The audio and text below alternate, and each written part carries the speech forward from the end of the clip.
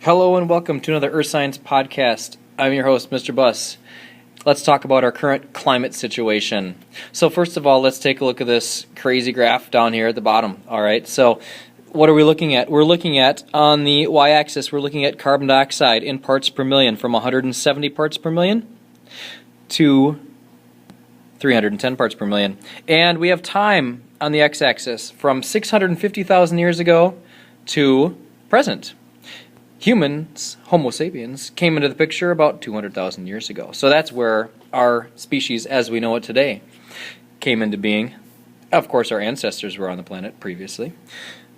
Now, let's take a look at this. So what are we looking at? We're looking at fluctuations or oscillations between high carbon dioxide levels, relatively speaking, in the 250s, down to here, the 200s, and up to the 250s, and down to the 200s, and up to the 270s, and you get the picture. So we're looking at oscillations between high and low carbon dioxide levels in the atmosphere. Where are we getting these numbers? We weren't on the planet then. Oh, we can look in places. We actually can find, in ice core samples, we can find pockets of air, right, trapped in time. And depending on how that pocket of air has been sealed, and we might be able to literally extract that air, get an idea of the composition of the atmosphere in the planet at that time. So these levels are highly accurate. So how would we read this? We are currently in the interglacial period, meaning between glaciers. Okay, these white regions here, here, here, and here are glacial advances. The gray areas here, here, here, and here are times between glacial advances. And you can see it's only been 10,000 years since the latest glacier, called the Wisconsin Glacier, has been receding. Why does the carbon dioxide level fluctuate such? Well, it has something to do with the Milankovitch cycle and the shape of the Earth's orbit and the planet's wobble and all that stuff, and the rotation between the tilt of the Earth. And because of all these Milankovitch cycles, you get a climate pattern of about every 100,000 years or so. You get one type of a climate versus another type of a climate. At least in the last 650,000 years, that's what we've seen. Now, this is the part that's almost ridiculous to look at. If you look at the current time right here, and the fact that before the Industrial Revolution, we were at 290 parts per million for carbon dioxide. Today, if you look on the web, you'll find a number at about 391 parts per million, which puts us out to about here. Just totally outside the range that it's been in the last 500,000 years. And if you look at predictions for 2100, we're going to be at about 800 parts per million. So just way, way off the graph. And so this is one of the major concerns, that our carbon dioxide levels are so far outside the normal range over the last 650,000 years. We're going to be going through some drastic changes. So let's take a look at readings from Hawaii, they happen to be, over the last 50 years. So in 1960, we started taking these readings, roughly 1960, and the carbon dioxide levels in the atmosphere were about 315 parts per million, higher than the Industrial Revolution, which of 290, but not terribly higher. And if you look at our latest readings, were, again, in the 380s to 390s, depending on which year you're actually looking at. And of course, you can put a line here and extrapolate where we're going to be in the future and where we were in the past. And it's just spot on. There are minor variations here, but they are explainable. So this is a very clean, clear illustration of the fact that we can directly measure carbon dioxide levels in the atmosphere, and the carbon dioxide levels in the atmosphere are doing nothing but increasing. Why are they increasing kind of like in a shape like that? Well, it's the seasons, right? You know, you have more vegetation in the north, so in a northern summer, carbon dioxide levels, what are they going to do? Well, what do plants do? Are they going to take up carbon dioxide, or are they going to give off carbon dioxide? Well, they're going to, in the northern summer, plants are going to take up carbon dioxide, so in a northern summer, you're going to have this type of a curve. And during a northern winter, when plants are resting, they're not giving off or they're not taking up carbon dioxide, but we're still driving our cars and carbon dioxide is being put in the atmosphere. During a northern winter, you're seeing an increase in carbon dioxide. So you can read the graph like this. Northern winter, northern summer, northern winter, and so on. So that's why you get those slight little changes from year or season to season. All right, so what have our temperatures been doing? Because that last graph was of carbon dioxide. What have our temperatures been doing in the last 50 years? They have been directly in line with our increase in carbon dioxide levels. So there is a correspondence, a correlation between temperature and carbon dioxide level. What have we been doing with carbon that has been stored in the ground? We've been getting it back into the atmosphere, right? Petroleum, coal, natural gas, these are all in the ground, and it's carbon source, and so we're bringing them out of the ground at a exponential rate, and we're burning them, right? We're burning them to drive our cars, to power our houses, and so on, heat our houses, and so each one of these is increasing at an exponential rate, and these are the reasons why our carbon dioxide levels are increasing, or at least part of the reasons.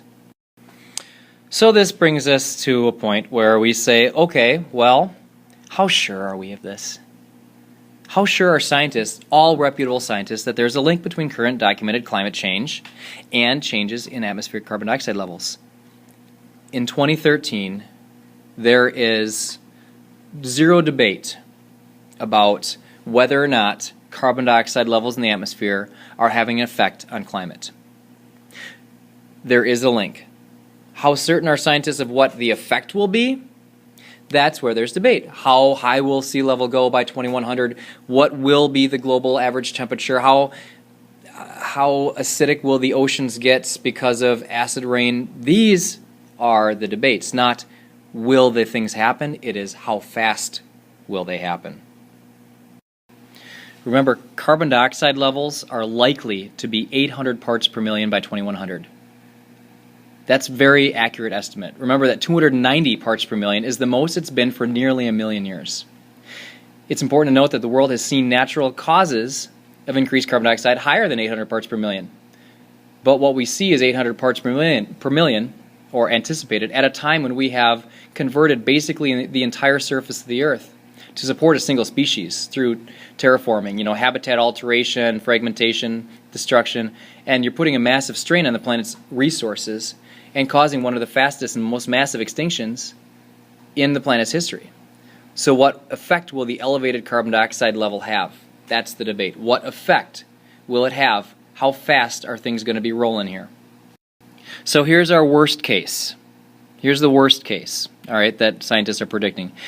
If from now till basically the end of our lifetimes, if nothing is done to control greenhouse gas emissions, or nothing of value is really done, the surface of the temperature of the Earth will increase between, I'll talk about it in Fahrenheit, about 1 to 4 degrees Fahrenheit, or 0.9 to 3.6 degrees Fahrenheit by 2050, and by 3.5 to 8 degrees Fahrenheit by 2100. So a 70-degree day will be a 75-degree day. Again, you won't really notice it that much because it's like a 5-degree difference, big deal, right? Again, that's going to have a major effect, though, on things like water as it freezes, as it melts.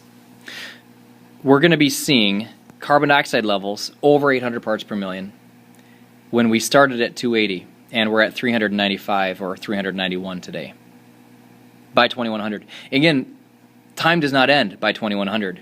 Where will this go by 2200, by 3000, by 5000, and so on? So scenario 2 is let's get to work, let's figure this out, and let's start reducing carbon dioxide emissions. Temperatures will rise, but it might not be to the point where things are getting out of control. 2 degrees Fahrenheit by 2100 should be a level that we can hopefully see sea levels rising not that much and putting people out of their homes and causing that much of a drastic change on climate. So hopefully we can see a little bit less during our lifetimes and hand this Earth over to the next generation with it a little bit more under control. Again, not all scientists agree on what the end result will be. Will it be here? Will it be here? Will it be here? Will it be here? And when I say end result, I don't mean end result. There's no end to this. Just as you look out into the future. What will be the 2100 again in our lifetime type of estimate. So let's start talking about the difference, again, between these estimates of 8 degrees Fahrenheit if we don't really do much to our carbon dioxide emissions and 2 degrees. Air temperature isn't the problem. It's really not. I can handle 78 instead of 70, right? It's not going to be that bad. I can turn the air conditioning up a little more if it's 100 instead of 95, right? It's not the air temperature as a inconvenience. All right, so what's the problem? Sea level rise is a huge concern. As oceans increase in temperature, they actually also increase in volume because the water molecules spread out and take up more space. So just simply increasing the temperature of the oceans will increase the sea level. In addition, as glaciers continue to melt, sea levels are going to continue to go up. If ocean levels rise just a few feet, all right, we will put billions of people in a situation where their homes are going to be no longer, and they're going to have to move, and that's going to stress out the governments in dealing with all this disaster relief. Oceans are becoming more acidic. As carbon dioxide level rises in the atmosphere and it falls back to the earth as carbonic acid, we learned about that in our soil and acid rain lab, this causes the oceans to become acidic, which will affect and is affecting coral reefs. They're bleaching at a greater rate because the oceans are more acidic, and different types of ocean life have a harder time living in a more acidic environment.